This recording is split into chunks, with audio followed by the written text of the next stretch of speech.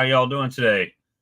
I got off the phone with Lee a little while ago. He's not feeling very well. He's been under the weather for the last several days. So here I am, all by my lonesome, and just hanging out. Did get a chance to look in the bees the other day, but overall, our weather here has not been favorable. It's been it's been okay, but it's overcast and threats of rain quite often. So really haven't done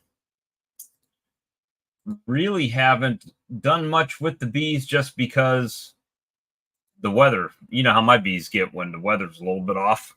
They're not wanting any part of it. So that's kind of where I left it. And so that's what I've been doing. And on top of that, putting in applications to look for work, doing a little bit of the Uber thing, but I messed around and let my vehicle inspection for Uber expire, so I've only been able to do Uber Eats, and it hasn't been that good. So just trying to make it in the world, man. Make it from week to week. You know, it's a slow time for sales on the internet there, as far as like swarm lure and stuff like that. So it's not like a great sales time. So I don't really have much, if any, income coming in from that type of thing. So just doing like everybody, just trying to make it from week to week and month to month, all that good stuff. So at any rate, hopefully everybody's doing well out there.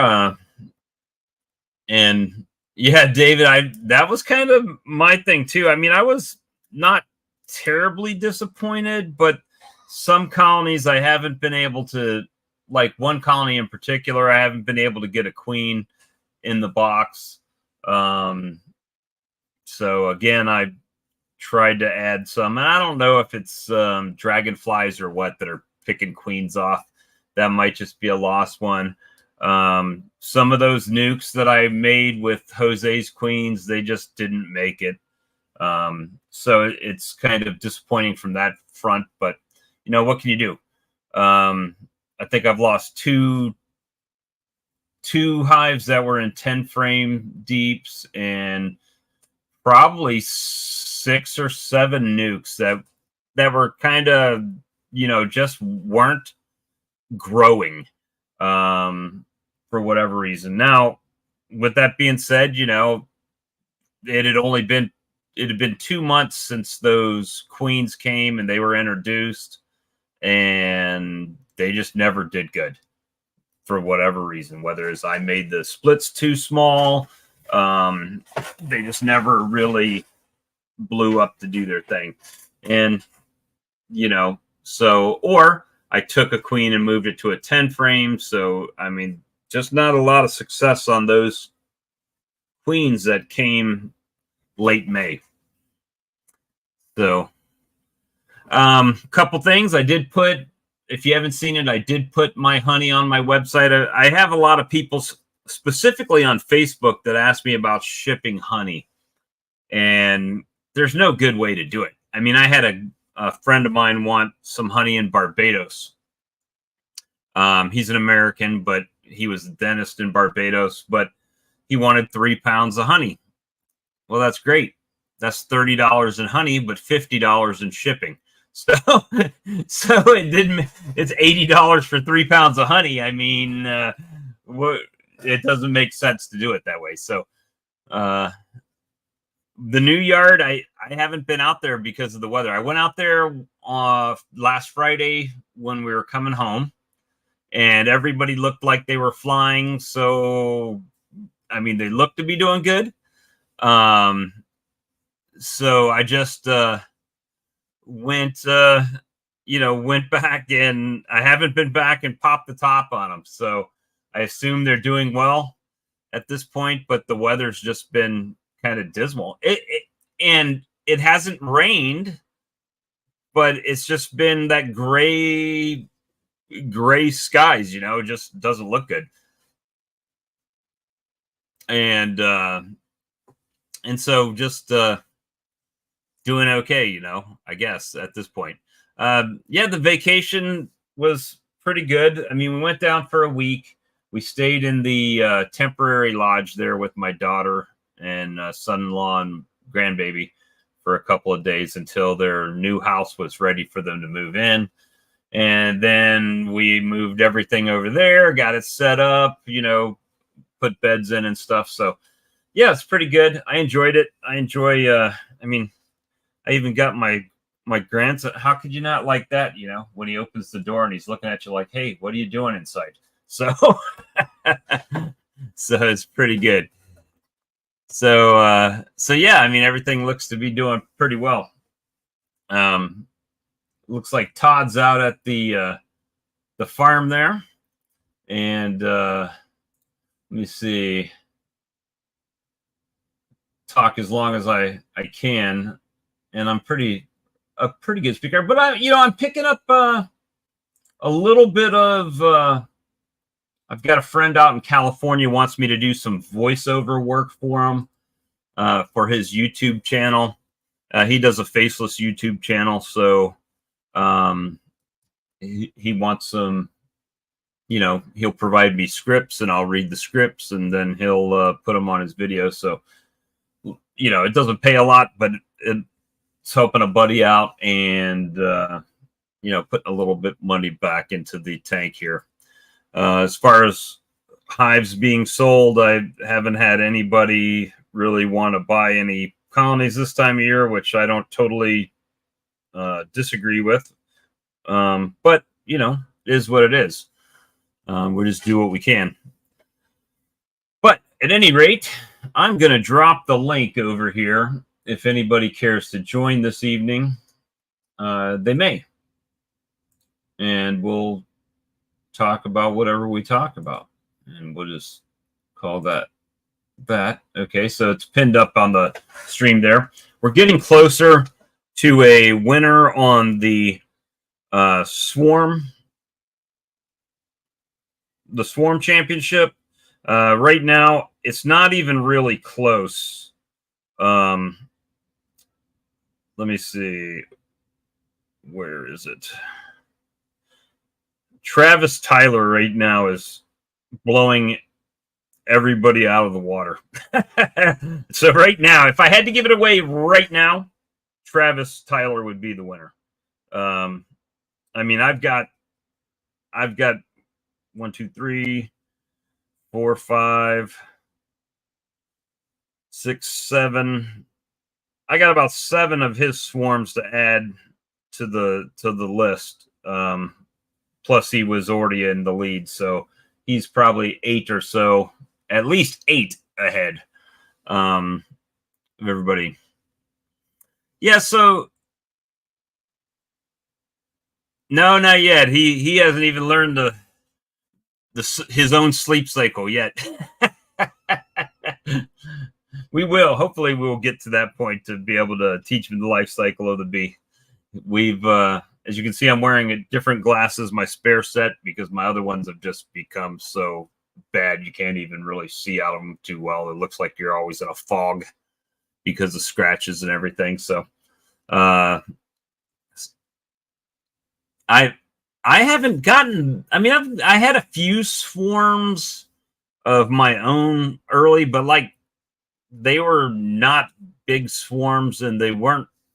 For the most part, I kept my swarming out. I didn't have too many swarms for my own colonies. I had a couple, but not crazy, and they were mostly newer colonies too. So that was interesting. But all the colonies I have out there, I went through and did a little bit of equalization this week when I was out there, and they look pretty good. Not overrun with hive beetles or anything like that. They're really doing pretty good. And I haven't put any feed out in weeks. I really need to do that. I really need to go out. And the only reason I haven't, to be honest with you, is because my feeder, I didn't drill the holes in the side of the totes, right? So it's just open topped. And if I put feed in it and it rains, then it's wasted pretty much. Hey, David, how's it going? Not bad, not bad. It looks like you got nice little weather out there right now. Actually, the camera, on these things kind of hides what the weather is really like. I was just kind of wanting to see where I was at and show some things here. Yeah, let's see it. I'm gonna switch my camera from front to back. Look at that grass. Nice green grass. So ours is green. We haven't had brown grass this year, which is unusual. Usually it gets burnt out when we get those hot days, but it hasn't. Yeah. So I'm in the process of building a couple more long hives for the apiary. Nice. Yeah. They look good.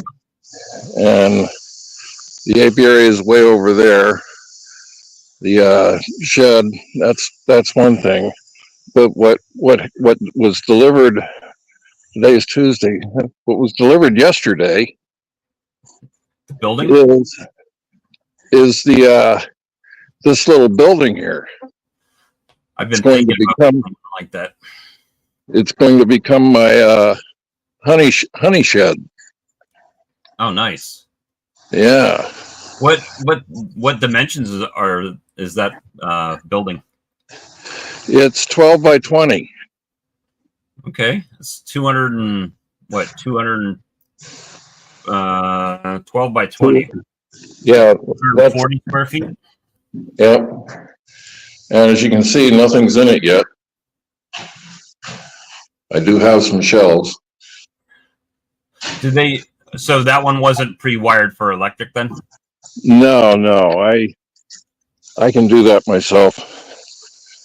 I pre-wired my own shed, and nice. I've got this. This is from the got an Amish shed builder, like about less than a mile and a half from here. Heritage Structures, and he built this shed several years ago for me. And looks to be doing good. Yep. You can see that's going to become a hot box here eventually. Looks just like mine. It's out of the out of the camper. The camper. The original one. Well, that one for some reason stopped freezing. So that's a pretty big one there. Big. Yeah, as you can see, this is my shop, however messy it is. Where I'll be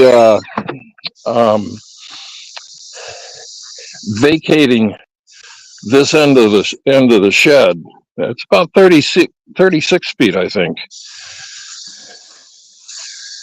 And this is where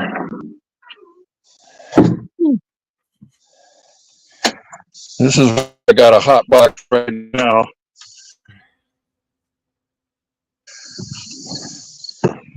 I guess I can't go in there. I just realized, I got out of range of the froze up a little bit. Yeah. So that's that with the foam on it is a hot box. Right now it's set to 160, melting some wax. Let's see. Can you see my Ultramax there? Yes. And my uncapping station is the I have one of those Simple Harmony Farms. Yes. Uncappers. So that's All that stuff has to go into the other shed over there, the new honey shed. I've got to That, get a that, nice day that I can clean mine out so I can reorganize it and get it ready for winter. yeah. I'm going to go to hang on here while I switch from Wi-Fi. And I always forget where everybody's from.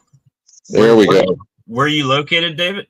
Canastota, New York, 20 miles east of Syracuse. Okay, so you're in the New York. Northwest New York? Not really. Yeah, Central New York, as we call it, Central New York. I was up there several years ago in Seneca Falls. Uh-huh. They have a pump factory up there that I went to. Seneca Falls. Yeah, right next there. That's where Sodders. It's a large, like Amish Mennonite grocery store. Okay.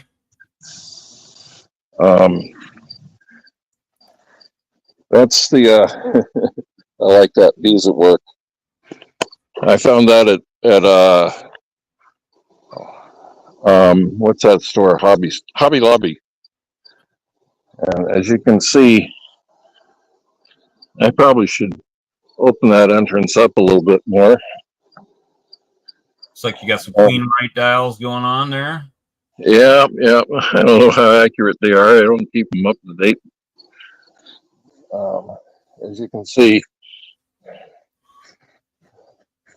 everybody is going along here.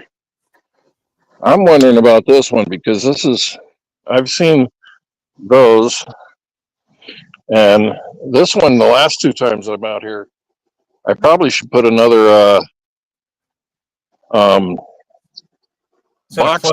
You got an upper entrance on that one? There must be one, yeah. So I see them. I mean, I don't usually get that at the top of my boxes like that. Yeah, that's the what do you call it? The inner cover has a notch in it. Notch in it. Well, here's a good example of washboarding. They're just cleaning it down. Have you had rain recently? No.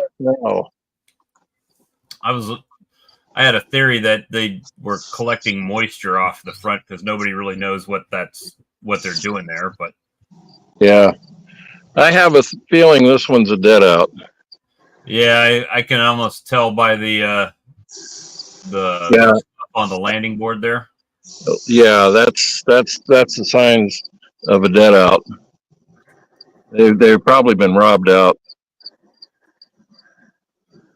But that was the one that the state bee inspector looked at. Well, they're gone. This late at night, I can't understand why I would have any traffic at all coming and going. It might be just a small cluster in there, or yeah. I've actually seen bees just hanging out at my feeder overnight. Oh. They've in that tote that they'll actually just like cluster in there, and then the next morning they take off and clean it up. So I did catch one swarm this year using Swarm Rustler. Okay. And I finally, this past weekend, moved it into a box. And my trap was sitting here on the tree. So literally I caught one of my own swarms. It's the only way to go. Saved one. Yeah. I've got a person wanting me to come do a removal in a trailer, and the last time I removed one out of a trailer, it didn't go well for me. Or the bees, but I guess I need to go over there and check it out. So I built 6 of these traps, and I still have one of them hanging on a tree over here. Got a So, Kubota? yeah. Hey, I keep telling everybody it's old enough to drink now. It's 21 years old. And still runs like a champ. It does. It does. I need something like that. If anything, just the driveway, scrape the driveways. Yep. Yep. It's a big expense just to scrape driveways. I'm gonna Well, do that. when I built this shed here, I'd already had the I shouldn't say built. When I put this shed down here, I got a rototiller and removed the dirt and put gravel down. Right. So literally, that was one of my first ones, and the guy came and said, "Boy, that's level." Yeah, well, that bucket on the Kubota did a lot of good job there. With the shed out there, I used the Kubota again, and well, of course, I've got one of these levels with a laser light on one end. Right. And when I checked the level of that pad that I put it on, I think at the most it varied 1 inch. So it from level, and that was going from one end to the other. I put the level on the inside of it, and it was like right on. Nice. So yeah, and that was, bucket work with the Kubota. And I'm not, I'm electrical and computer engineer, not a farmer or construction guy. Hey, but it worked. But it worked. So, yeah. And I think those guys that move those buildings, they're pretty good at getting stuff leveled up too, I think.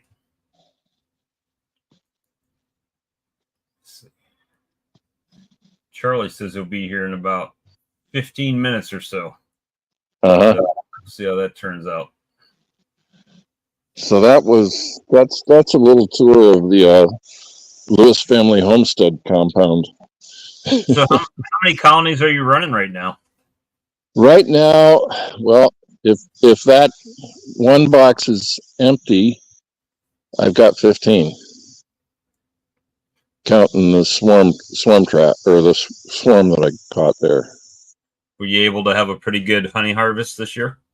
I haven't harvested honey yet, and when I took a look at the 3 vertical hives right there, the first one was looked like it was a dead out, or very hardly any bees in it. There was no honey in it, so I'm kind of thinking that that they were robber bees that I was seeing in there, or it's a very small colony at this point. But the next 2 boxes, literally there was no honey in the next 2 boxes. I'm kind of worried, hopefully I haven't looked in any of my long hives yet. I'm hoping there's some honey someplace. Right. I don't know where. Usually around here we get a good flow. We don't necessarily have a dearth, so that's good. But at the same time, you don't usually have to eat them all winter either. Right. My biggest problem, I came through winter with all 15 hives on April 1st. By May 1st, I was down 2 because it was just such a warm winter. I wasn't paying attention, and two hives starved out. I get you. Yeah, I usually, if I lose colonies, I'll lose the majority of those colonies this time of year.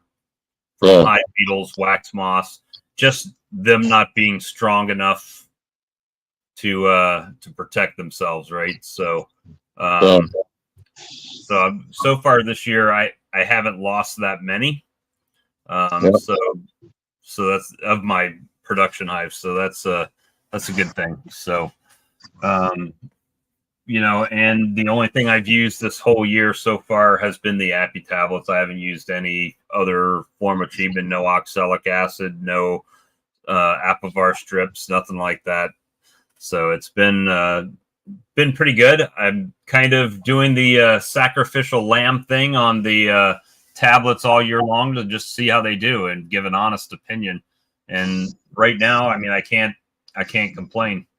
I've lost less than I have in years past, and they're doing well, and you know, and hopefully saving money in the long run. So main thing is getting them strong and having them make it over the winter. Yeah. So pretty good. Well, Pretty good so far. yeah. This is getting off of the topic of bees. Mm-hmm. For a second here. Let me reverse this again.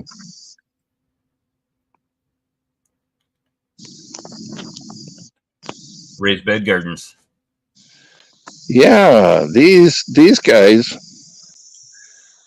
This is my gardening, and these are kind of special. You see the filler and the overflow. They're called self-irrigating planters. You fill them up once. You fill them up once a week, and they irrigate themselves. They just leach into the ground.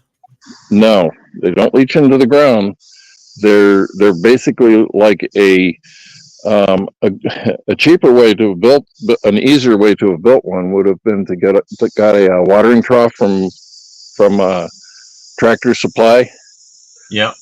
Drilled an overflow hole in the side, and in the bottom of these things, I have a tarp that prevents water from leaching into the ground, and I have 4-inch perforated drain hose. Right. So the 4-inch perforated drain hose is really my reservoir, my water reservoir. Okay. And all 6 of these are built that way. So my problem, mine and my wife's problem, our problem is remembering to water. When this time of year, you have to water just about every day or every other day. Right. If your water gets leached into the ground. And this way, it always keeps some moisture in there. Right. They always have moisture in there. So I think I've seen some of those designs on some YouTube videos. Well, that's where I found them. YouTube videos. And I've got to get back here and clean this place up. There's always more work than there's time. Yeah. Yeah. And then I spend too much time on YouTube. Me too. I've been trying to do less time on YouTube. I mean, everybody's noticed that I haven't been as active as I've been in the past, but this time of year is one of those times when there's really not much to show what's going on. Not a lot of videos I'm not putting out a lot of videos for that aspect. And these live streams are great. I enjoy hanging out with everybody, but yeah, boy, they can burn up some time. I really like your long hives there. Yeah, I decided to build 4 this year. 2 years ago, I built 4, so I have 6. This will bring me up to 10. You find it pretty easy to maintain those as far as like always having enough space for them and and stuff like that? Yeah. My first year, in my first long hive, I was always in it way too much, and that's where I learned. If you see here, I have one entrance. Right. Okay. Well, what I learned there is this area here will be the brood section. The rest of it will be honey. So even if half of it is brood, that gives me 16, 17 deep frames of honey. And they'll, without fail, that's always where your brood chamber seems to be, is right there in the front. Yep, right at the end with the entrance. I wonder if that's because it's easier for them to manage the temperature right there. That's what I'm thinking. It's easier for them to control the humidity and the temperature at the front, over by where the brood is, by the entrance. I'll show you. I gave up on giving them ventilation, upper ventilation, because why give them upper ventilation if they're just going to close it off? Right. They'll propolize any screens or whatever you got totally closed, won't they? Yeah. The nice thing about the long hive, you can come over to it and open it up and not worry about getting stung, because, well, that's it. And when I open it up, I'll usually start here away from the entrance and work myself up to where I start to see brood. Right. And stop. And they'll just do what they need to do. And yeah, I mean, I've got screen on both sides of these, but they're propolized. There's no reason. And then what I learned, well, if they're going to propolize it,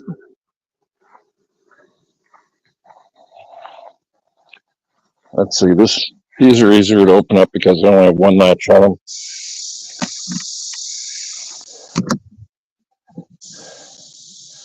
It's like, well, why put any ventilation? And they work just as well. And here, I think this is the key. If you're not going to ventilate it, insulate it. It's got 2-inch foam insulation on top. And it keeps the heat off of it. Yeah. And that's what I think is the key to having these things. What I really need to do, as you can see, these have the metal top. Right. I didn't put a metal top on here. I need to at least put one strip of aluminum on there so that weather doesn't go down. What do you use for the hinges for tilting it? You'll see here a piano hinge and a piano hinge there. And then, did I do a piano hinge here? Yep, piano hinge there. And then it was like, why waste the money on a piano hinge when a couple used door hinges will do the trick? You know? I put a chain at the end. Keep it from going too far back. Keeps it from going too far back. And you can see the progression of my thoughts of latches. Okay, there's no latch here. The weight keeps it down. I put what do you call it? Window latches on this one, and then I saw somebody using this type of latch, and it's adjustable. And I put 2 on there, and it was like, why am I wasting a latch? And these 3 here only have 1 latch. So looks like they're doing pretty good though. Yeah. The only reason I've wanted to do a long hive, and Joey, you do some long hives, right? Yeah, I got a few. A buddy of mine went all long line, and he seemed to just have issues. And I don't think it's a bee issue. I think it's a he issue, right?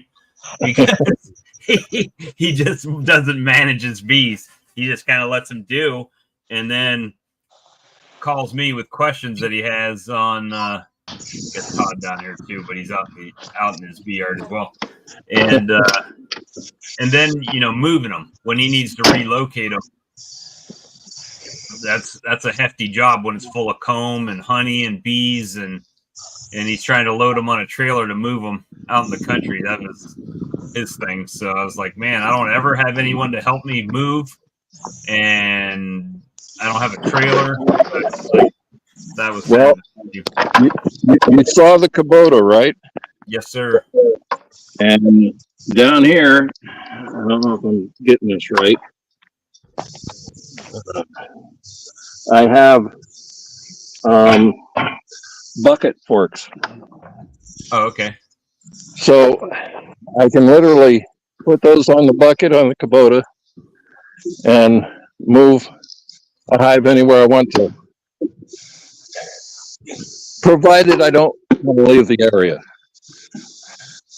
Right, you just scoop it up underneath and lift it, Right. move it anywhere you want to. Yeah. That's pretty good. Just what you been up to? Oh, not much. Finished up with all my honey pools and everything. You end up with $1 million this year? I got just a little bit over 1,400 pounds. Nice. Now, usually able to sell all that by next year? I don't know if I sell as much as I did this year. I probably could, because this year I sold like 3 years. I went back like 3 years selling honey that I had on standby. I've got a lot jarred up, and just the weather. I haven't been able to sit out there at my table because on the weekends it seems like it's rainy or something like that, and I haven't really sold that much. My wife was asking about going to the flea market and selling down there, and I'm like, yeah, I don't know. I've never been over there. I know it costs, I don't know, $25 or $45 to get a table out there, and Yeah. Can you hear me, Bob? Wish I could make myself do that, but I can't get a schedule in like that. Right. Todd, what you out there doing? I got a couple boxes extra from some dead outs I'm going to put on, and I have a couple of hives here that I haven't broke down from doubles yet because of various issues. So I'm just shaking down this box, and I'm going to put it to a single. There goes what's left of a tab. And that's about it. It's hot as you know what out here. It's only Well, 97. You messaged me a while back that you had some now you said you had some horrendous mite shakes earlier in the season. Yeah. Mite washes, and you went back and tableted them afterwards. And what were your results after the fact? Can you tell us that story? Really good actually. So I think I misdosed it. I don't know what I was thinking actually, to be honest, but I remembered what I put on, and what I did put on was one tablet, and from a single, and I let them go into 2 boxes, and that wasn't that probably wasn't the proper dose. Man, sweat in my eyes already. Probably wasn't the proper dose. And so what I did was, after I found out the hive mite counts, I put 2 tablets on, and but that shaped everything up. And so I did a couple of washes, and I was very satisfied. Matter of fact, is it this one? Yeah, this hive right here on June 23rd, it shook 51 mites. I thought, that's it, done, gone, whatever. I put 2 tablets on it, and everybody else, after I did multiple checks. On 7/13, I came back and looked at this one. It had 4 mites. That one went from, same dates. This one went from 10 to 2. This one went, oh no, not, that was a swarm. I had some more. If I could find them. Well, this one right here. It went from 12 to 3. So, I kind of like those numbers. Those are pretty good. Yeah, and I haven't done more mite checks, so that's kind of a very weak sample, but it still kind of shows what's going on in there, at least in my opinion. And I don't know if it's still that way. It might be, but I'll check them again. Probably this weekend. So I'm going to pull some honey this weekend. I need to pull some of these boxes off. So, Starting to tight up for the winter? Or do you still have a pretty good... not yet. I still have I've got blue curl that's going to come in. The blue curl is just starting to come up right now, and actually some of them have had little flowers on them. The flowers, if everybody knows what henbit is, or dead nettle, the flowers on blue curl are basically the same size, except there's a whole bunch on each stem. So they have lots to go after. And I did look it up. Here's something interesting. Blue curl was used by the native Indians in this area as a bed treatment to keep fleas or bugs out of their bedding. So I'm thinking, hey, you know what? Mites are related to fleas. Right. I still have high mite counts, but what if there was a whole bunch of that stuff in there? What would that do? So I don't know.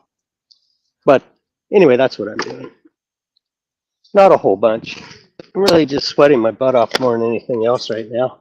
And like I said, I had a dead out, and I'm looking for, 2 boxes to put those extra comb on. And this one's pretty solid, so this one's going to be next. Honeys, I think I might have a pretty good summer gathering. We just have to wait and see. I'll show you guys in a minute about those ants. I finally have those under control. with those ant traps, and you could get them on eBay. They're a little pricey. I get that.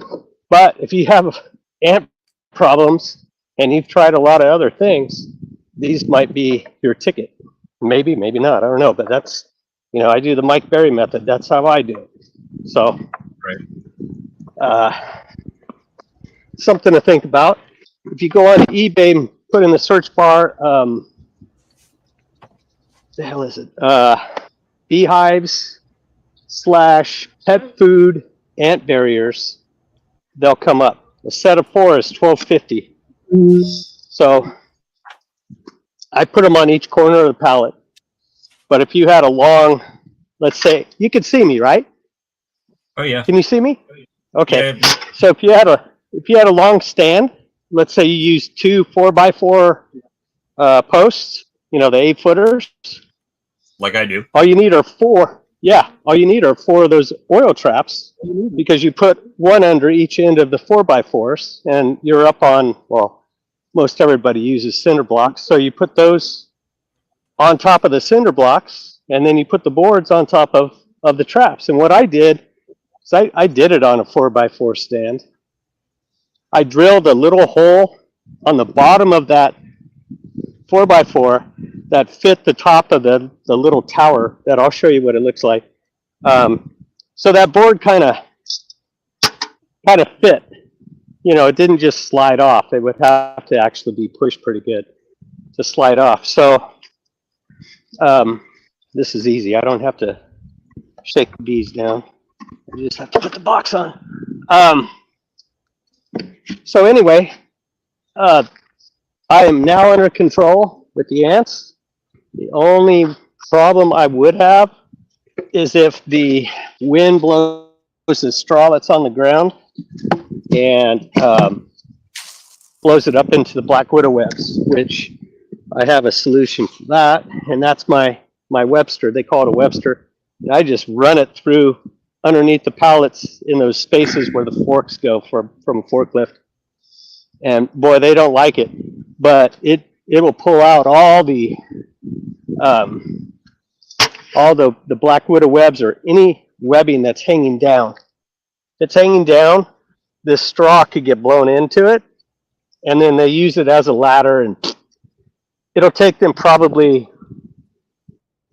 not even a day to tell everybody else, hey, there's a box full of sugar right here. And then I would say probably 3-4 days after that, they'll punish those bees enough or bug the heck out of them that they'll just leave. They'll run that queen down and wait and get out, because they'll just pour into the hives. They're merciless. So I totaled up how many I lost to ants this year because of my own doing, and that was 17 colonies. Because where the camera's standing right now, I have my old ground cover. I put this new stuff up, so I only basically moved over about 25-30 feet. When I did that, I thought, hey, here's a bright idea. I'm not going to put the oil traps on the bricks. I'm just going to put the bricks down, put the pallets on top of the bricks, and banish your ant. Well, that was in January when it was cold and rainy. Here it comes in April. Just when everything started warming up, the ground warmed up, the ants just started looking, and that was it. My thought, the reason why I didn't want to use the traps is because I didn't want to keep looking at them, trying to clean them out when they're under a pallet. I just take sticks and clean out what I can, and then I have one of those little oil cans, and I shoot the oil in there. Well, to me, that was a pain in the butt. Guess what? I'm going to love doing it from now on. My plan was to use essential oils, because there's some oils, as you know, the ants won't like cinnamon they don't like. Yep. And peppermint they don't like. So I was going to get a little squirt bottle and squirt underneath along the inside of the pallet there, underneath, and that also controls a black widow. So I thought, well, I'm going to knock out 2 birds with 1 stone. No, forget it. So let me get this thing. You guys keep going. I don't want to take up the show. But bees are doing good. They're bearding like crazy right now. It's only, I think it's 100. It's 100 degrees out. What's that? It's 100 degrees right now. Yeah. I think the truck said 99 to be accurate. So anyway, You know, that pine straw, Todd, all you got to do is just burn that grass off and you'll be in good shape. yeah. Well, so will the neighbors too. You burn everybody out. I mean, Yeah. every Saturday morning, no joke, every Saturday morning when I come out here, or any morning really, when I start pumping up that smoker and get going, and it starts wafting over the neighborhood around here, I'm sure the first thing they think of is, oh no, there's a fire somewhere. You have to get one of them $300 smokers. Yeah, I know, right? Yeah. All right. Them, So let me show you what's going on here. I got some dead bees. The bees will crawl into these things. But anyway, can you see this? Yep. Can you see? Okay, so you have the little tower there. Usually there's a dowel stick, a big, it's probably 3/4 inch dowel stick that fits in there. 4 of these will hold 350 pounds, I think. So anyway, he either has dowel sticks or he also makes injection. Well, this is all scrap plastic, and he has the molds. But he'll make the inserts that go in here if he can't find the wood. You fill this little reservoir up with oil, and you put the cap on. Now, what I do when I have a chance, like if a pallet is empty, there's nobody on it, I'll take the bottom side of this cap and I'll rub I'll apply axle grease on it. And that's my added security. They will not cross it. That's that. Game over. So that's what I've been doing. And like I said, it's on eBay. $12.50 for 4 of them. And yeah, it is a little pricey, but you know what? I lost 17 colonies. What kind of pricey is that? So anyway. So now I'm just out here sweating my butt off looking. These are just empty frames, basically. Might have a little bit of comb on them that the ants have kind of controlled. I didn't have anywhere to store them right now because I'm actually storing quite a few. And right out here in the sun and in the wind and stuff, the wax moth won't touch them. The ants will keep the wax moth off. And that's about it. So. Looks like you're doing pretty good. You've gotten a good bit of honey this year too, right? Or no? Well, orange. I only got 500 pounds of orange. I've started making a few batches of creamed honey, and I'm thinking I probably have at least 500 pounds of wildflower. And this isn't even counting the blue curl that's going to start hitting, what is it, the end of July. Probably in the next 3 weeks, they'll be bringing it in. So what I want to do is I want to empty out what I have and put those empties back on and let them fill it up with whatever they can, blue curl, whatever. And then what I'll do is I'll use some of that for winter feed. I'll take some frames out of the bottom that I'm sure are empty. I'll put some of the blue curl that they gathered in there, and then I'll feed them to top them off. But yeah, that's about it. It's just so freaking hot. I'm ready for cooler weather. I think the bees are too. They're sick of bearding. Well, we've been getting rain, but not like torrential downpours, and then the sun comes back out. It just kind of rains a little bit, then it's overcast. Yeah. So the bees aren't really even getting full days, right? Full days out there. And it's not good beekeeping weather, huh? No, not for my bees, unless you want the crap stung out of you. That's for sure. This yellow thistle's died out, so I know I'm pretty much done. there's a little bit left, so that's all I got going. See, Brian, There's a lot of bees. There's a lot of bees in this yard, though. Brian at Flower Street jumped on the lemon cream train and the peach. Oh, So, oh, that lemon is so good. Watch, you Yeah. guys are going to get an experiment shown to you. Well, this is sideways for one. So, these damn black widows, they get in between the boxes, and they're no fun when you have them on crawling all over you. But watch what happens.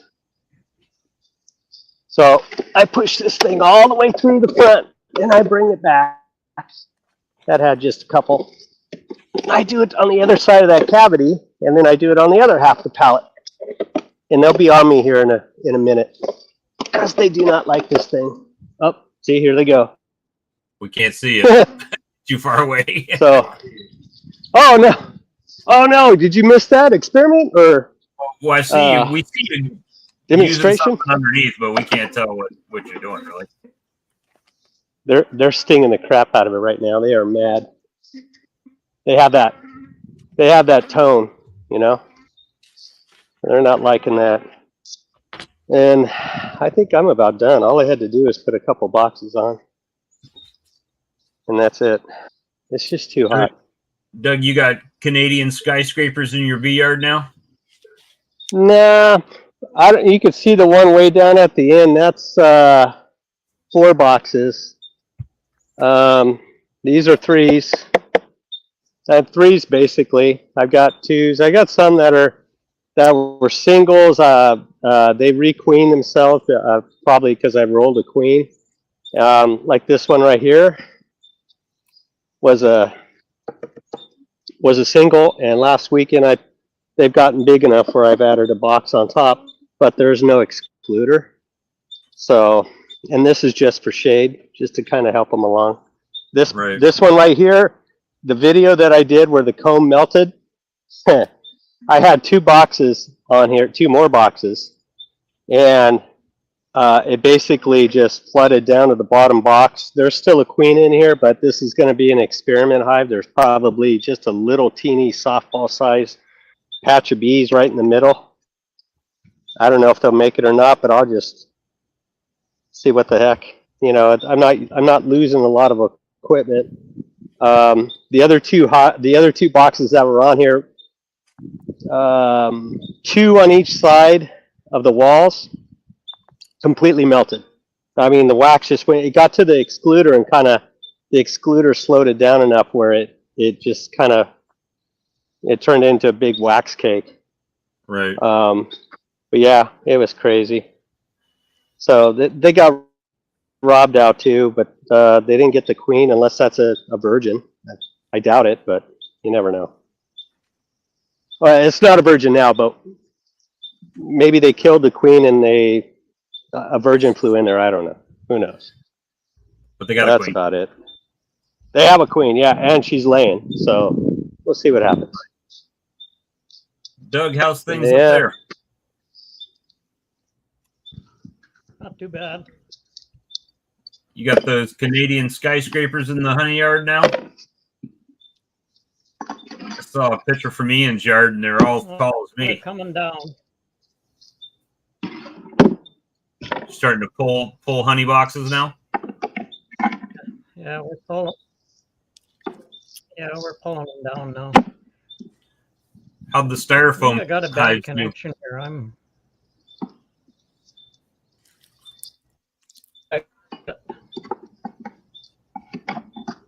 So, how'd those styrofoam hives do, Doug? We haven't got to I that think he yard jumped yet, out. Bob. Oh, you haven't gotten to that yard yet? I got a bad. No. They hooked us up to fiber network here, and I think I'm having troubles, I think. Yeah, there's a little bit of a delay. Well, I keep losing everybody here too. I just saw some Larimore said that the chat looked like it had froze for a second, so I don't know if it's on StreamYard or what tonight. Looks okay to me. Charlie, what you been up to? Not a whole lot. It's dry. It's supposed to rain. It looks like to me it's going to go over past us. And Sunday I went out to the yard and I checked the one hive that I thought was queenless, or the one where I shook bees into it and all that, figuring either the queen's there or it's in the nuke box where I got the bees and the brood and all that. So I did find the queen there. And then I went back to that nuke box and I said, okay, they either made a queen cell or something like that. Darn if there ain't a big old mama queen in there too. So I'm like, okay, was this a mother-daughter situation here or what? Both of them are. The one that's in the original nuke box is dark. It looks like a Cuda queen. So did I take and transfer a mated, recently mated queen or something out of the same hive? I don't know. I didn't see anything really. I didn't see a whole lot of eggs or, were any real gangbusters of eggs and larvae in that 10 frame production hive yet. Whether she's just starting to lay or what. Well, we've been in the it's supposed to rain tonight here. Well, that's what they said here, but it looks like it's going north of me. Saying between 10:30 and 2, or 10 and 2, it's supposed to rain here tonight. I think I've been selling some of that Charlie honey. I had a lady come and buy 5 pounds of honey yesterday, and she said my son hadn't taken any allergy medicine since he's been taking your honey. And I said, well, yeah, that's what I heard about it. It's supposed to be good for that. Just tell them, give them, subscribe them twice a day, 7 days a week. Take a teaspoon in the morning, a teaspoon at night before bed. That's You'll right. be great. and it helps you sleep better at night too. I'm trying to figure out. There's supposed to be a hurricane out there somewhere, and I was trying to see where that was headed. See if we know anything about that. Let's see. Yeah, you guys gonna get some action here in a few days, aren't you? Let me see. Yeah, there's Tom and Melissa. The bees are doing great. I did lose one nuke. It was queenless and was dwindling quite bad. So I combined that, what resources and bees were left, into another nuke. So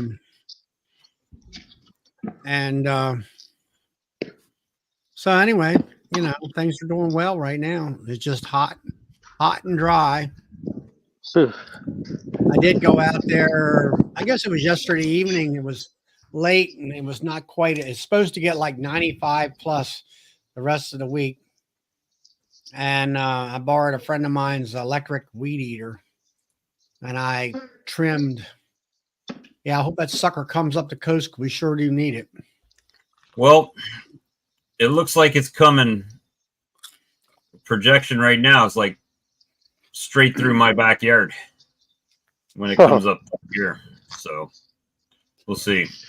Usually it slows down a bit, but this is saying National Hurricane Center increased the odds. A system developing in the Atlantic could turn into the season's next tropical depression or storm with a projected path that could threaten Florida.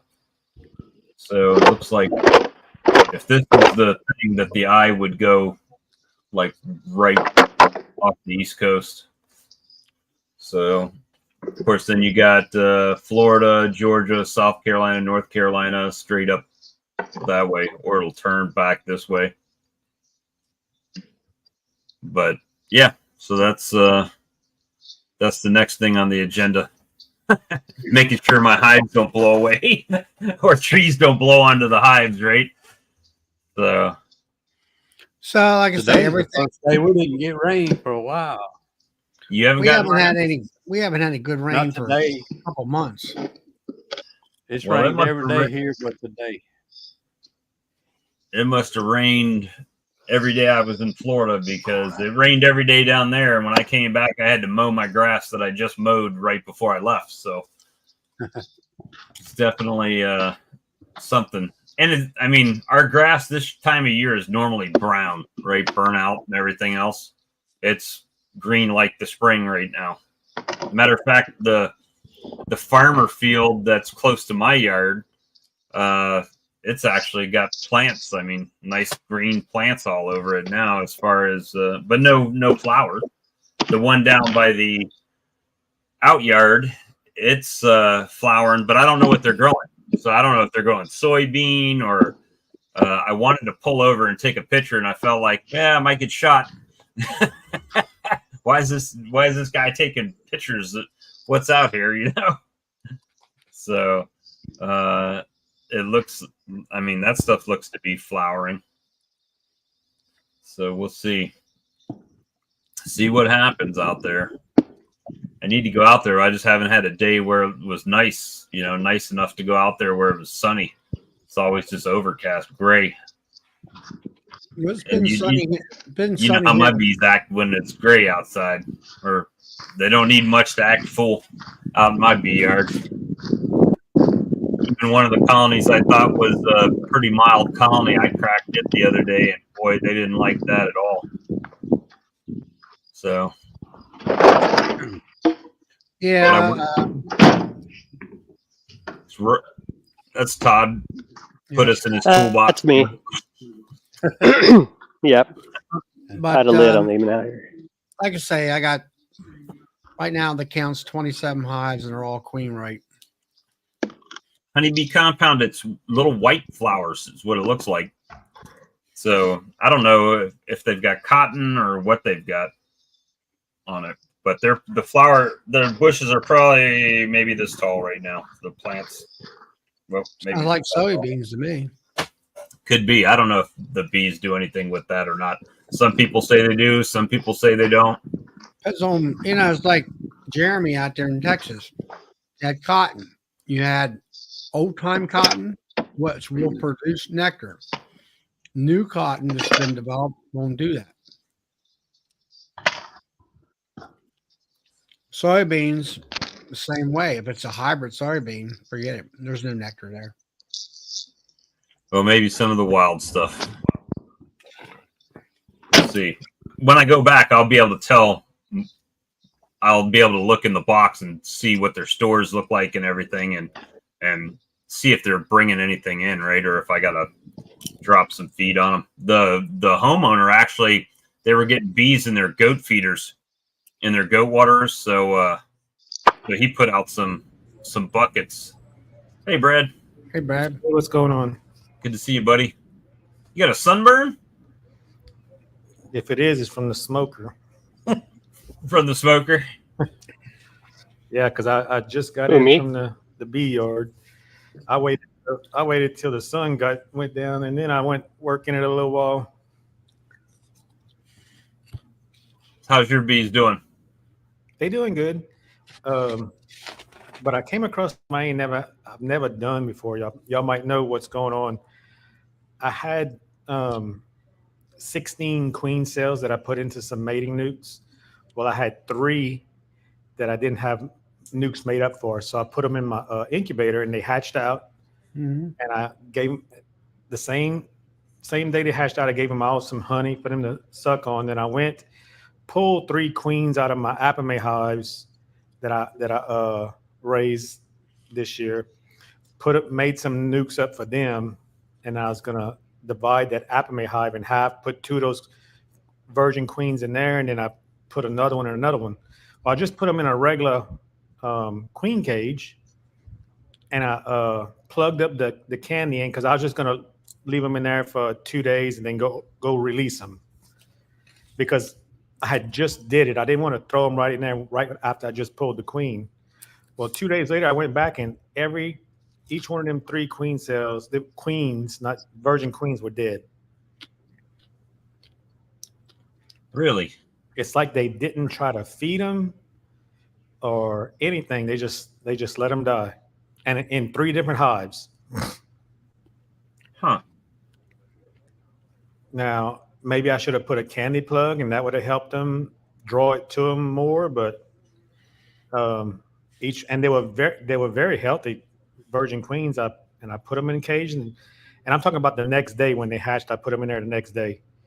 So, and I had made sure they had honey on the bottom of their queen cages, when they hatched out. So they had some. I even put them some drops of water, and they were eating and drinking. But when I put them in that hive 2 days later, I went back and they were all just curled up, dried up at the bottom of the queen cage. Yeah, but you pulled the original queens out, and how long did you wait before you put them in? I didn't. I pulled them out, and the same day.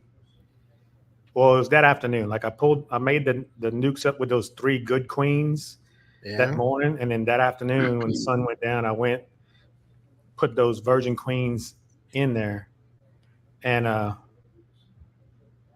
2 days later I went back to remove the plug, and they were dead. They were dried up.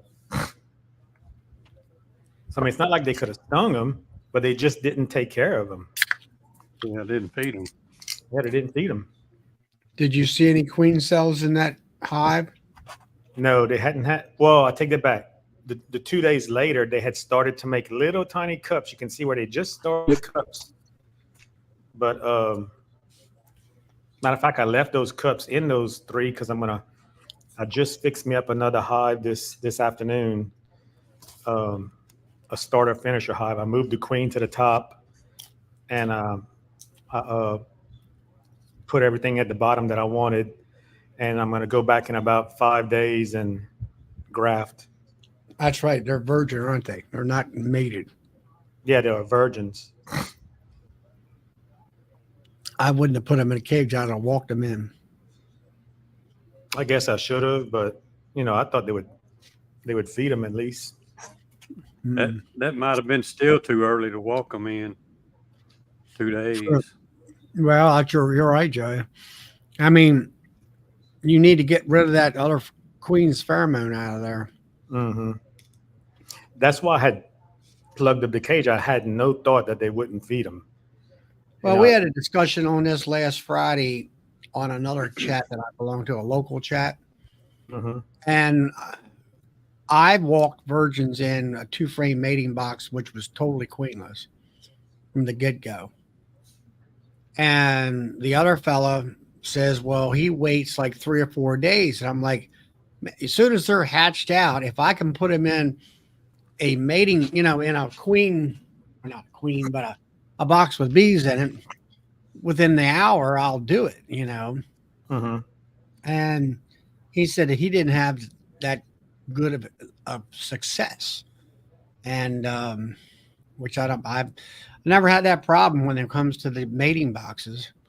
And then like when I put all those new queens that I got in that were mated, I waited 5 days, and then I went through all them hives right behind me right there. I went through every one of them and pulled out every frame and shook the bees off and scraped off all the queen cells and anything that looked like a queen cell. And then I would say about 95% success rate. I don't have good return rate on my queens after they're entered. I think it's just dragonflies and other things gets them, because there's no excuse for why my return rate is so low on queens, but it is. And what time of year is that, Bob? It doesn't even matter what time of year it is. They get them. Something gets them. Where did you put the queen cage in reference to the brood? I put it on the same frame as a brood frame. Matter of fact, I pushed it in right where there was some brood at. Open brood where they had a bunch of No, it was cap brood. I'm wondering if you needed to put them where some open brood was at, where they'd have nurse bees around them. Yeah, I would have did that, but I didn't want them to have anything to feed. So, because, you know, I took the queen out and I took a frame of bees out with her. And Yeah. I took most of her nurse bees with her to move because she wasn't going to have no field force because all the field force stayed with the nuke. Yeah.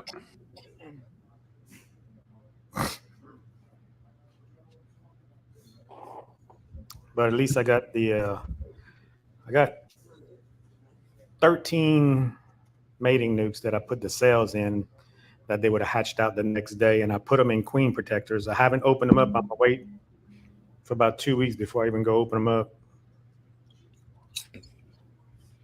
It's usually what that's what I've been trying to do this year is be more conscious of when I put them in there and how long they've been in there before I go back and check them. Mm-hmm. Yeah. And try not to get in them that often. But, you know, even when you have let's say you get a mated queen back and she just started laying in a big hive, I've had them, when I go in the hive, had them start balling the new queen right there in front of me. You know, because I guess she hasn't been established long enough or something. I don't know. Yeah. so That's kind of odd. So I moved bees to the bee yard, the new bee yard. At least I posted the video up on the 12th, which was probably the day that and that's getting back to this whole YouTube thing. That's why I did this, right? So now I posted a video on the new bee yard. It said I put them out there July 12th. So 18 days ago, whatever manipulations I did, like one of them I introduced a nuke to and stuff like that. I know now I can track how long I've been out there since the last time that I've manipulated the colonies. So it's been 2 weeks, so I can check them now to see if there's anything happening out there. But just as a reference to be able for myself to check to see what's going on. And they seem to. I did drive out there and just parked and inspected the front to see if there was bees flying in and out, and they all looked like they were doing well from that aspect. But now they've been in place for 2 weeks, right, with everything the way it is. So hopefully they're getting it done out there. Let's see. I saw Brad typing in the chat box. Yeah, I seen some. I just joined the chat. I seen some people telling me hello, so I just put. So where you guys are down in Louisiana, when do you start doing your real winter prep? Where you're like, this is what it is for the rest until next spring. When does that happen for you guys, or you don't? You just kind of let it roll.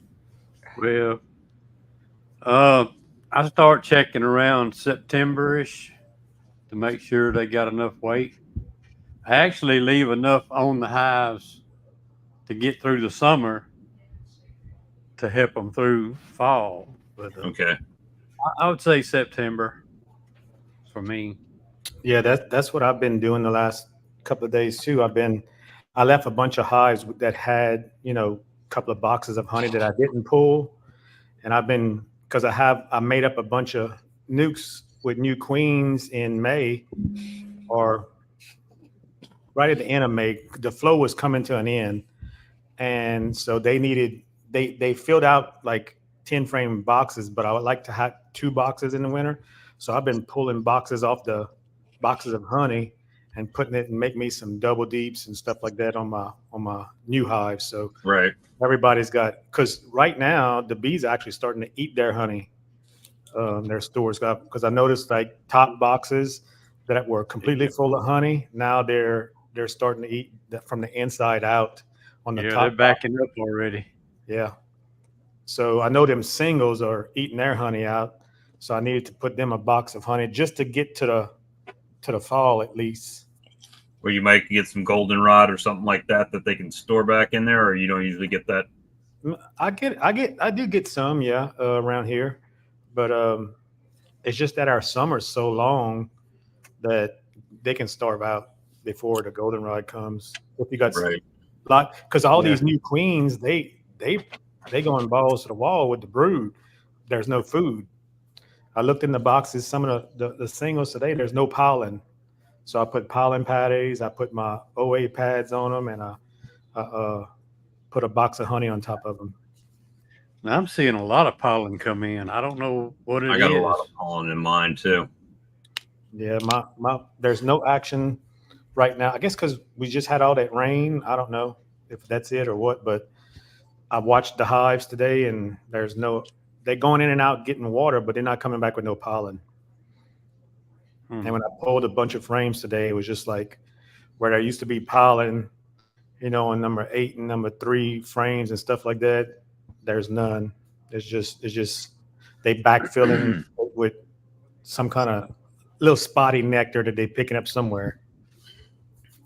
So are they eating that pollen that's in there or using it? I mean, Mine's wet looking. that's where they put nectar on top of it. Yeah, my young hives with the new queens that are wanting to lay like crazy, they've eaten all their pollen because they got a lot of brood. The big hives I went through, that those older queens are starting to back down. Like, matter of fact, I went through one it had 2 deeps and 2 mediums on it, loaded with bees. I went through the hive, and there was only 1 frame that had larvae and eggs on it. The rest was older cat brood that's fixing to hatch out. So she's backed off to like 1 frame, and so she's not laying. And I mean, the hive is full of bees, but that's all old bees and stuff because it was a jam-packed hive during the flow. But she's already backing down to like 1 or 2 frames. And she was I'm kind of seeing that they're kind of backfilling her brood area to slow her down. Matter of fact, the second one I went into, a red queen, last year's queen, 2 deeps. She was in the top box with all cap brood, 2 frames. 1 frame had a little spot of eggs, and the other frame had some larvae. That was nothing in the bottom box. It was just mixed spotty pollen and nectar. She had satisfied herself just to that second box. Now she had two deeps of honey on 2 mediums of honey on top of her, but she had abandoned that bottom box and she was staying in that middle box. So what I did, I just pulled that bottom box out and swapped her around, and I was using them empty frames that I call it that had spotty pollen and stuff in my nukes that I just made up. So now she's got a box with a lot of brood, only 1 or 2 frames of actually young larvae, and 2 boxes of medium honey. Well, hey, Brad. The other Brad. Hey, everybody. Hello. Good to see you. Yeah, it's good to take a few minutes off and join up. What's going on in your bee yard? I've been busier than a one-legged man in a butt-kicking contest. That's busy. That's busy. You got honey towers? Honey flow. Boy, it's just coming in hard and fast. My best colonies have got 5 deeps on them right now. Of course, that's the best ones, and most of them are 3, maybe 4. There's quite a few 4s. But I've been trying to work with these 6-frame nukes that we made up out of the zombies. So they turn out pretty good. Every step there's failures. So some of the introductions didn't work, and I had virgin queens in some of them. So I think I had 8 virgins, and 6 of them mated, so they're laying well, and they're strong. Those colonies are very strong right now. So I have to take care of the last 40 that I got in here. They're in 4s and they're packing out, so I need to get them in. Well, I was going to put them in 6s, but man, you'd think put them in 10s almost. I don't have enough equipment. And I'm running out of frames. I got hardly any frames at all, and I got no more drawn comb. So it is kind of like last year. Serious lack of drawn comb. Is it? I mean, but it's coming in strong enough where they should be able to draw that comb out, right? Well, they're drawing. They're drawing for sure. It's just a balance between, because it comes in so fast.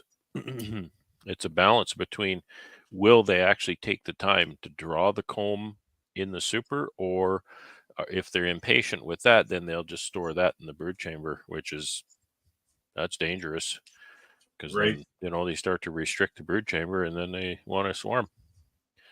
So that's my concern right now, just to make sure everybody has some space. And there's really nothing else I can do. The only thing else I could do is start pulling some boxes and spinning honey. And I don't like the sound of that at this point. I'm not ready for that. That's just been really, really busy, and it's been really hot. I mean, really hot for us. We had a humidex of 40, I think, today. 78% humidity here right now. It's been like that for a couple of weeks or more longer. It's been really humid. So it's just kind of difficult. Just spent too many hours out in that. But I'm plugging along.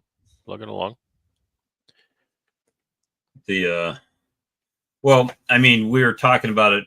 I don't remember if it was on a live stream or just to each other, but it's not that you don't have drawn comb.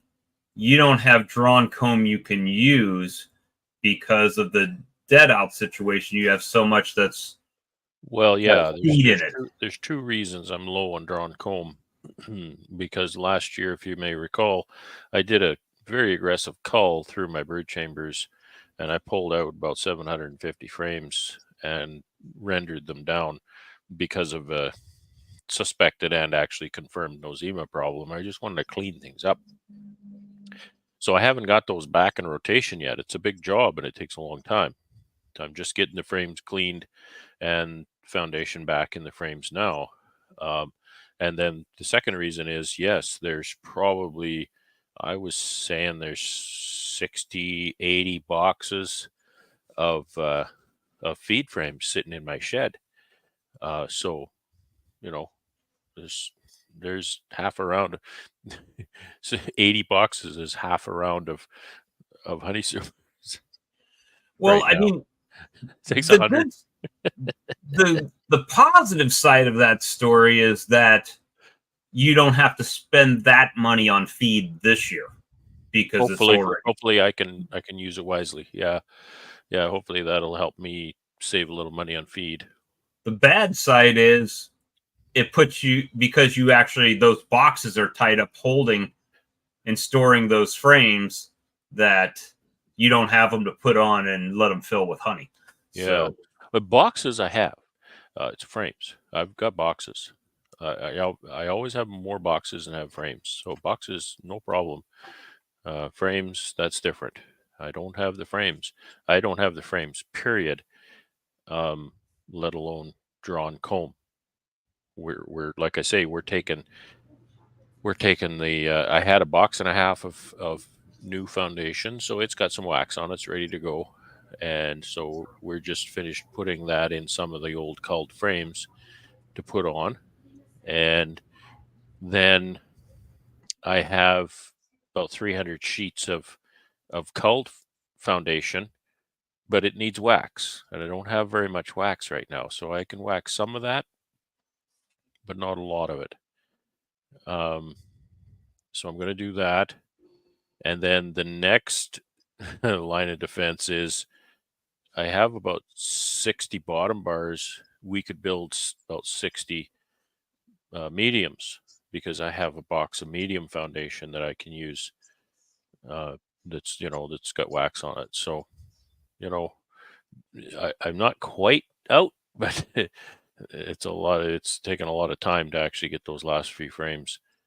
I suspect the flow is going to start to taper off here. So, boy, I think I'm going to make it. I think.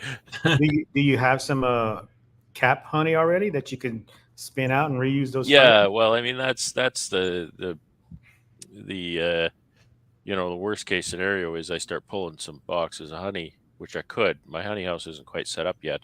I usually set that up early August, so I haven't done that yet. I just have to do that. It takes me a couple days. Takes me a couple days work to get that all washed down and set up and ready to go. So I could pull some. That'd But probably either way, it's a lot of work. So that's what's going on. Yeah, and times 175, right? So Right. it's like you think, well, I need a round of honey supers. Well, I need 175 honey supers. I need 1,750 frames. It's like I don't need a couple boxes of frames. I need like 4 truckloads of frames. Right. That's a lot. So it's a great problem to have. I'm not complaining.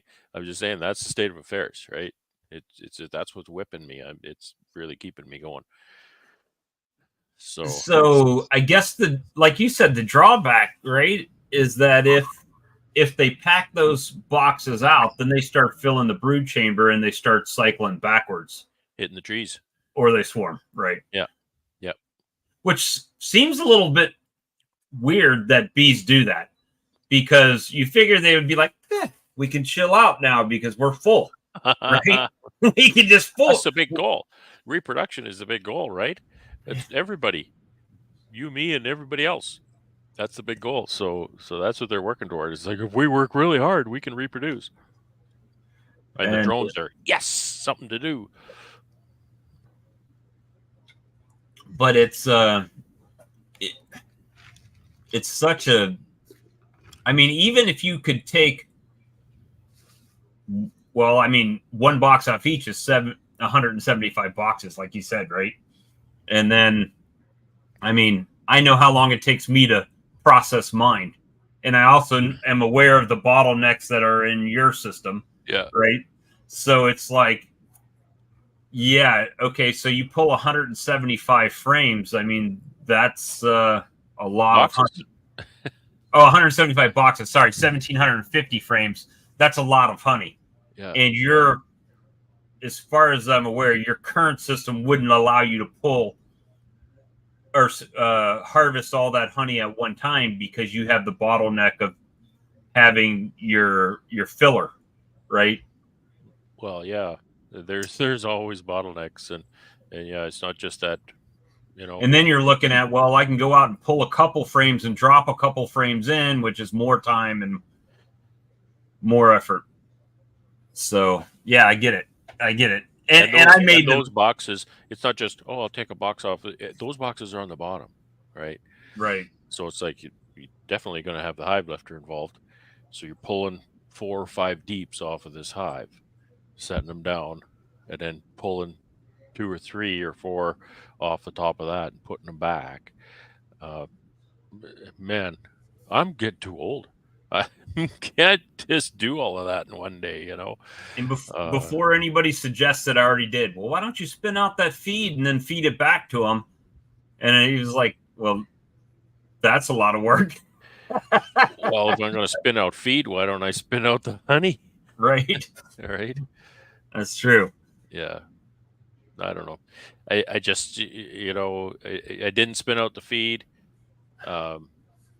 hoping that I wouldn't have this problem, hoping that I wouldn't really have. Well, and at the beginning of the year, in all fairness, you didn't have that problem because you had no bees. I had 3 colonies, so I thought, hey, I got lots of drawn comb. And then people started being generous, and it's like, dude. Right.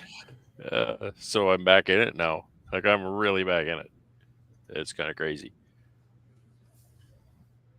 So thank you to everyone. Thank you for the increased workload. I'm going to get a honey crop, though. Boy, am I. But I went to my one out yard yesterday, and I put the fifth deep on top of a couple of those colonies. Boy, that makes it, I can't even see in those anymore. I can't. I'm 6'4" and I can't. I take the lid off. I can't look in the. I need a box to stand on. See what's going on in the box. Pretty crazy. That's the bad part is 2 of those colonies are probably more honey than I pulled all season. They're might 5 be. boxes. They're 5 boxes, 5 deeps. And my crop isn't very heavy. You look at Ian's stacks, but even my crop, 2 of those colonies is 200 or 300 pounds. I would take 5 colonies at least then. Oh. Well. 5 out of 175. Yeah. Look at Alex's comment. I think they're all taller than him, aren't they? Yeah. Alec gets a deep and a medium he can't see in the top of it. I'm sorry, Alex. Good to see you, Alex. I haven't seen you in a while, by the way. Yeah, good to see you. I've been watching your videos. So I've just been here. I mean, I went around. In the last couple weeks, Brad and I used to talk. We might as well say every day. It was every day, and then the last few weeks haven't been that way. But everybody's been busy. So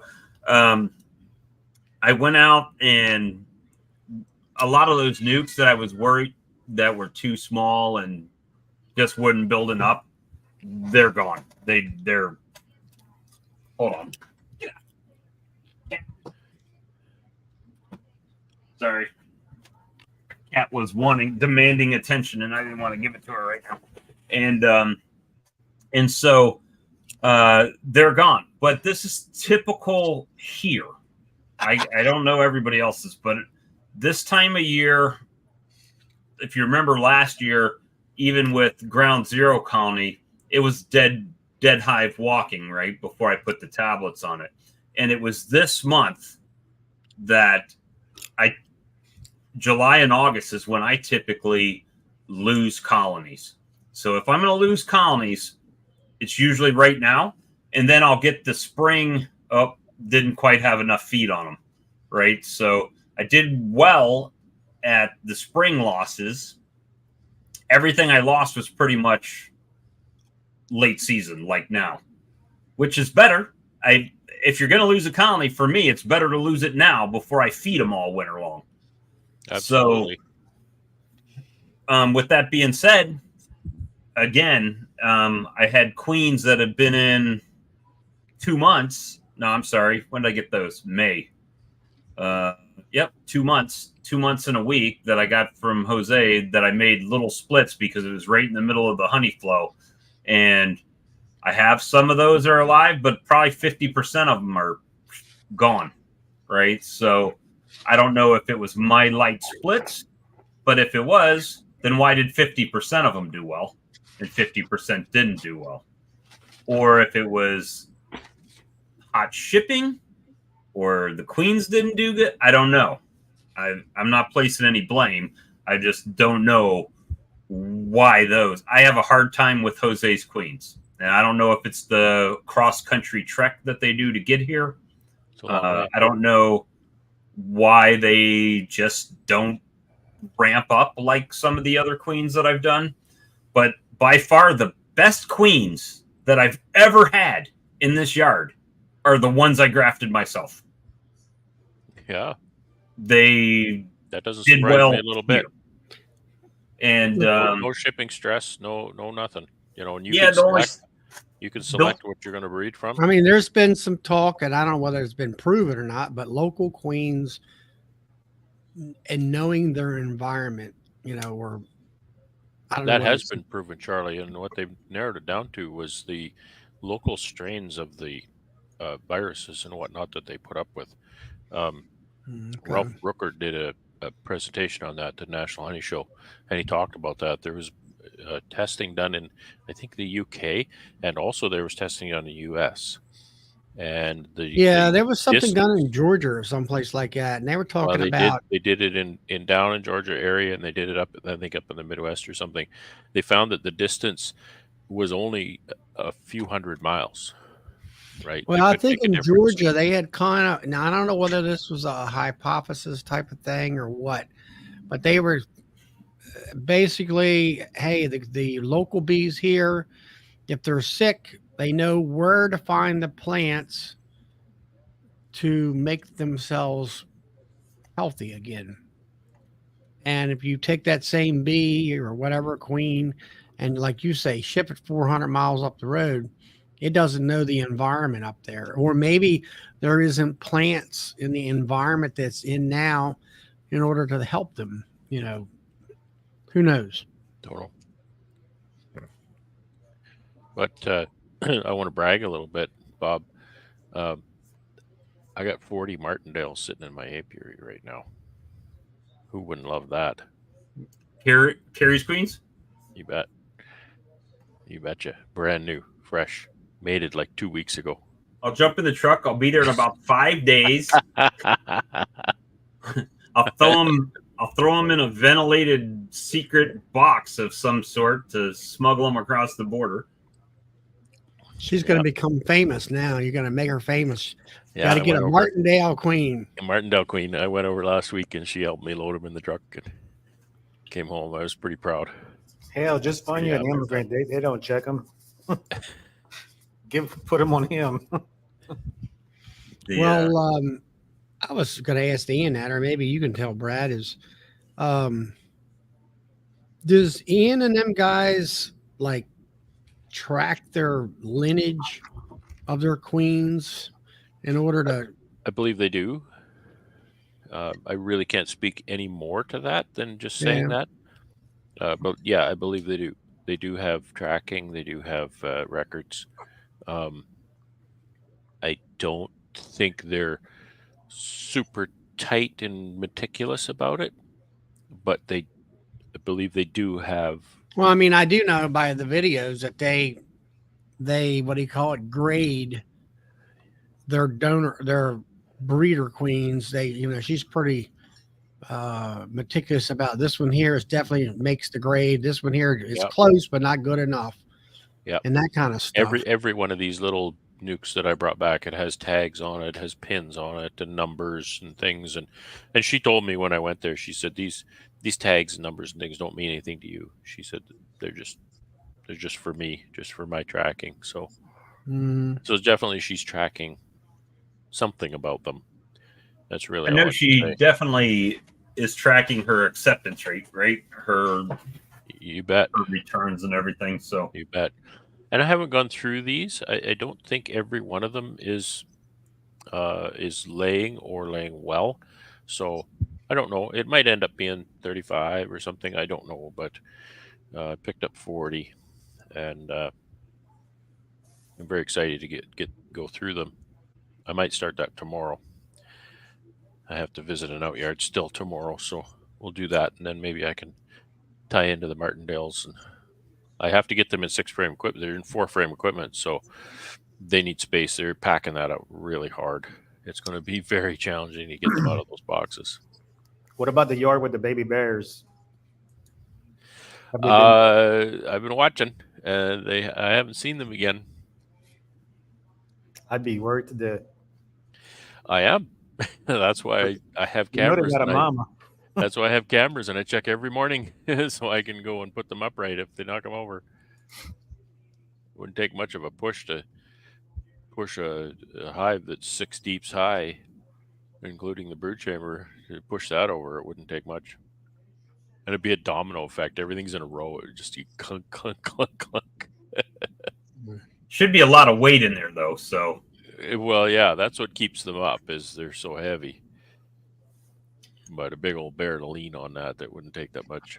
But well, now you got I know you got a hive lifter, but you got 5 deep boxes. I mean, that's way taller than your hive lifter. It's difficult, especially at home here. I've got these little stands that I use. It just brings them up another 6 inches. And it is difficult. I harvested last summer and I had 5 deeps high, and I think I had a few with 6.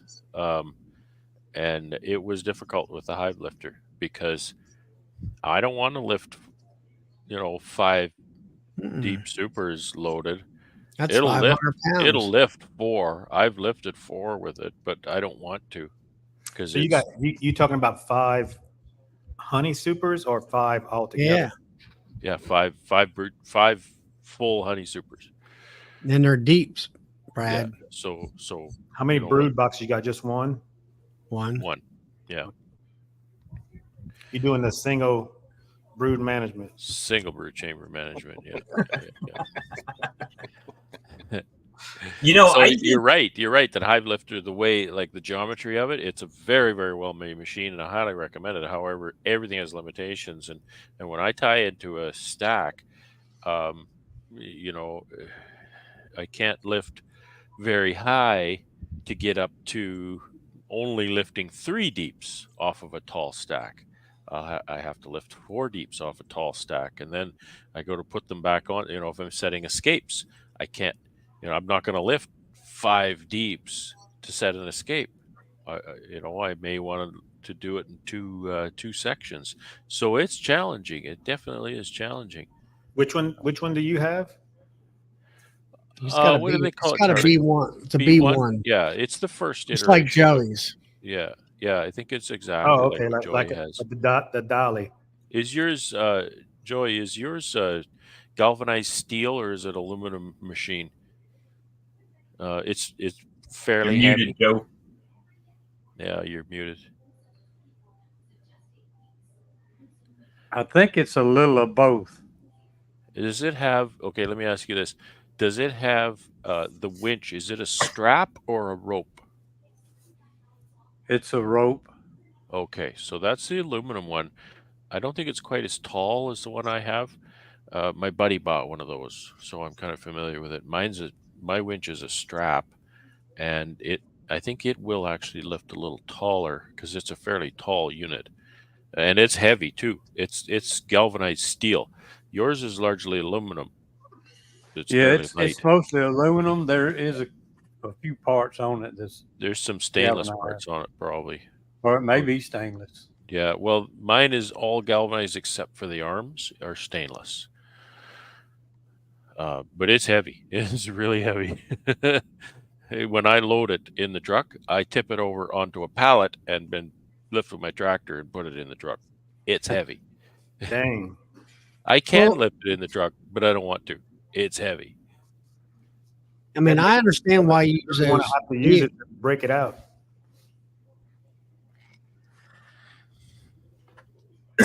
Excuse me.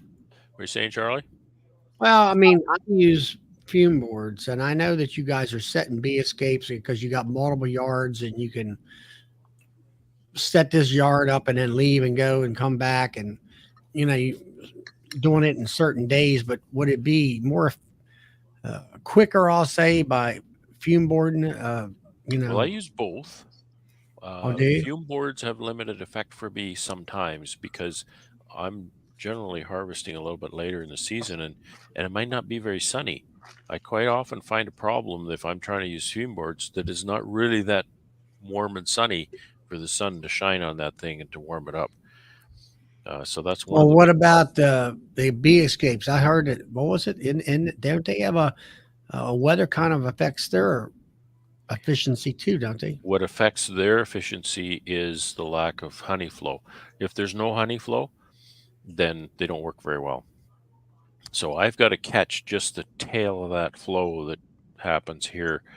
And I kind of can, if I'm not stupid about it, because the flow here will come from 100% full on flow down to 10% through August.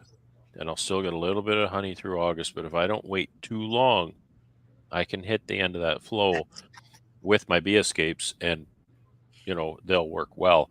Plus, then I'm not pulling in a dearth. You're pulling honey in a dearth. It's a nightmare because you pull a box of honey and there's 1 billion bees on you immediately.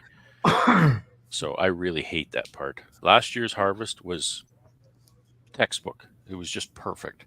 There was no robbing. The escapes worked well. The lifter worked well. Pulled 12,000 pounds of honey off with that lifter. 12,000.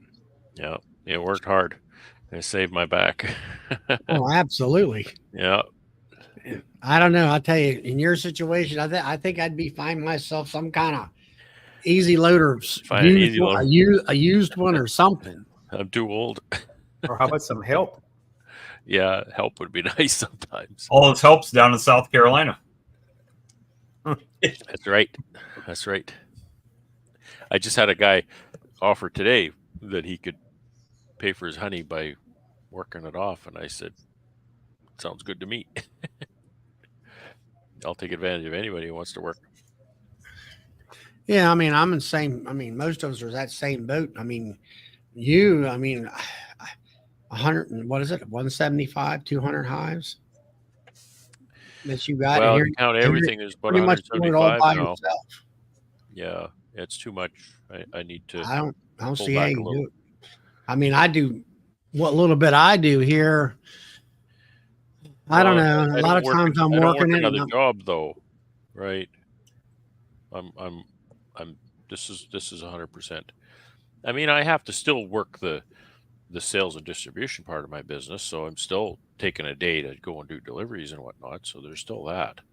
It's not 100% beekeeping, and then there's infrastructure to take care of as well. So take a couple days out to set up the honey house and things like that. It's not just in the bees every day. It's but it's working the bee business every day. Well, that's another question. I've been watching videos like with Ian and different ones. I see his kids wear full suits, Yeah. and I'll see a lot of the commercial guys being full suits most of the time. Some now Ian I see wears jackets.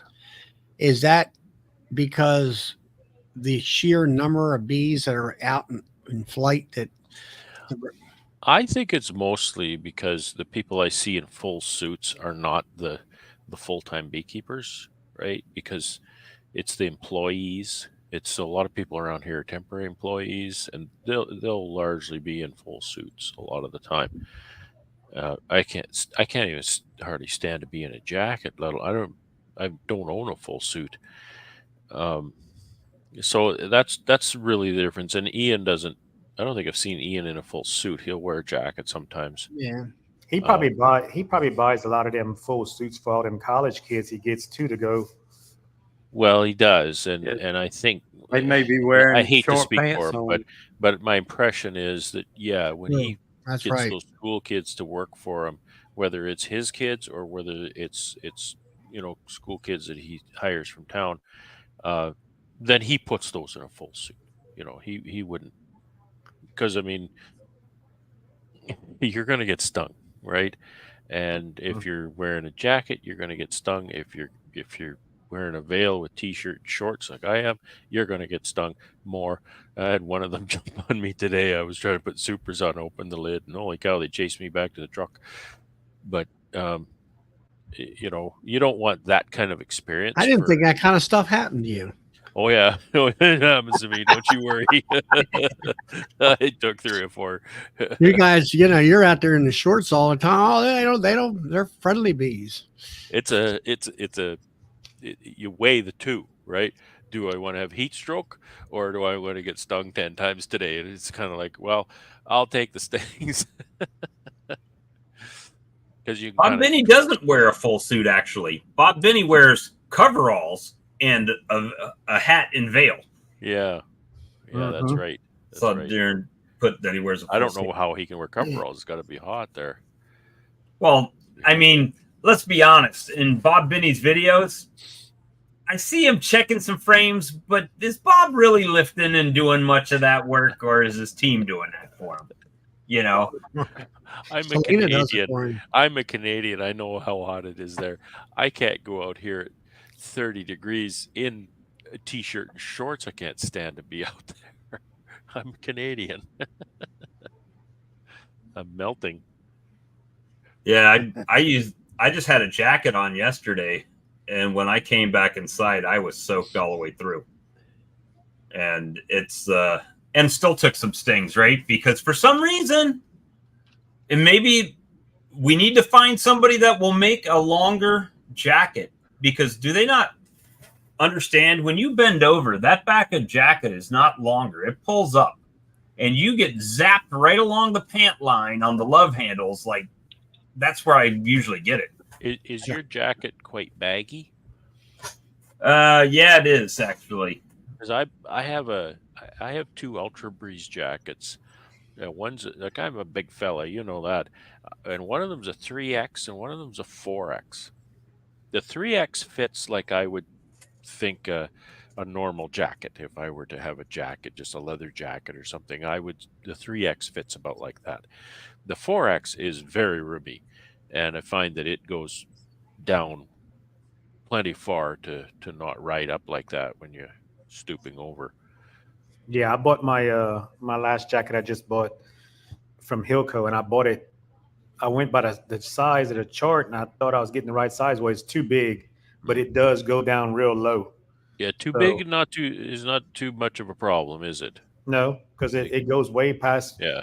my And you belt. probably got free range, right? Oh yeah. Mhm. Absolutely. Absolutely. I got that there foxhound jacket, and Yeah. the only time I get stung is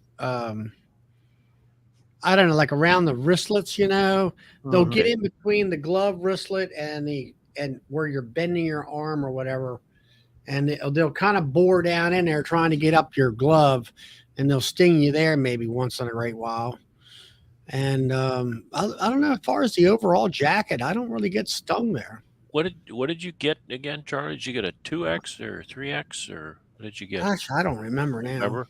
I don't remember which one I bought either. I think it's a 4 or something. And it's nice and baggy too. It's very roomy. I really like that foxhound jacket. Now I will say that the mesh is not the same as the Ultra Breeze mesh. The Ultra Breeze mesh is thicker and maybe a little more robust, but then again the Ultra Breeze is a heavier jacket too.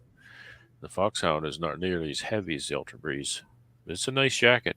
Man, that's a nice jacket.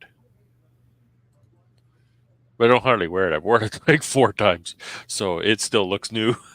It's not even covered in syrup and things What's yet. the lightest jacket out there right now, as far as something that they won't sting through? I don't know. Because I know that Hilco, when I got it's very light, but they sting me in the shoulder.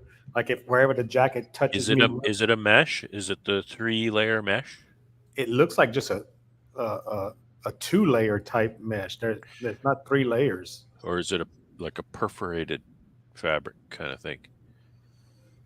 Because I think I see like a inner liner or it's Yeah, two it's sided. it's like a grid system. Yeah, but it's like a foam.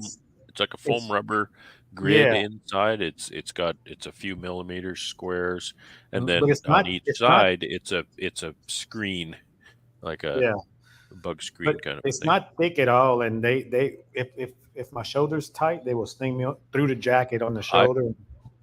I will guarantee you a bee will never sting you through an Ultra Breeze fabric. Like you may say, oh well, it rode up on my back or it got on between my glove, and that's fine.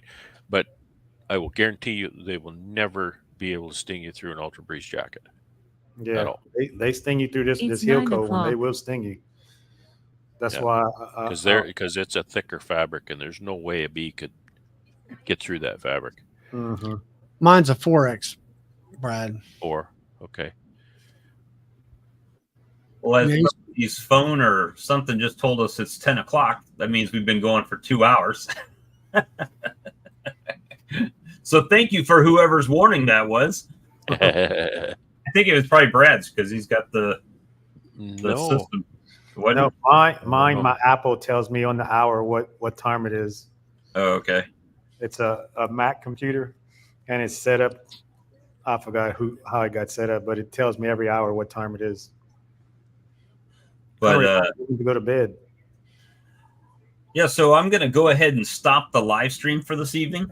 I appreciate everyone that's come in. Please smash the like if you haven't. We appreciate it, and it's great having all of you in here this evening with us. And we'll see you guys on the next live stream. good night, Good night, everybody. everyone. All right. Hey.